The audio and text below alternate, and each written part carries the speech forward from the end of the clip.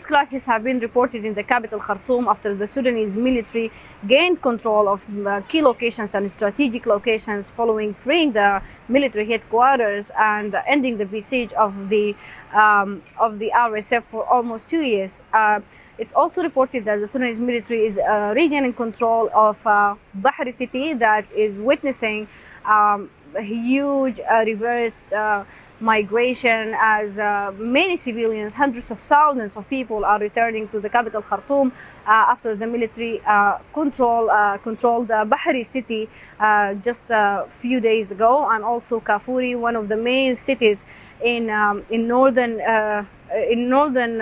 Khartoum, and also Eastern Nile city, which was a stronghold for the RSF for almost 2 years. There is also fierce clashes reported in southern parts of the capital. The Sudanese military regained control of main locations on Monday and recaptured some military camps and some military buildings from the RSF. It's also reported that atrocities and crimes against civilians were reported in Al Qitayna in White Nile state. It's allegedly that the RSF killed at least 430 people in Al Qitayna, kidnapped women, children, and killed hundreds of people there. The situation is really bad and it's described as genocide. And also on the ground, the Sudanese military regained control of main locations in Al Jazeera state following recapturing Wad Madani in January 8, 2025. In western parts of the country, the Sudanese military regained control of Al-Rahad, which is one of the main commercial cities in western Kordofan. The military announced that it fully controlled Al-Rahad on Monday. Hundreds of thousands of families are returning to safe locations that was freed by the Sudanese military. Meanwhile, the RSF called on all of the civilian groups and parties to join their signing of a new political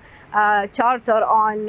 it was scheduled to be on the 18th of this month, but it was postponed for the last minute, and there is unconfirmed news that it will take place within 3 days, but it was widely condemned by the Sudanese people represented in the government of Sudan, in the head of the Sudanese military and the ruler of the Sudanese Sovereign Council that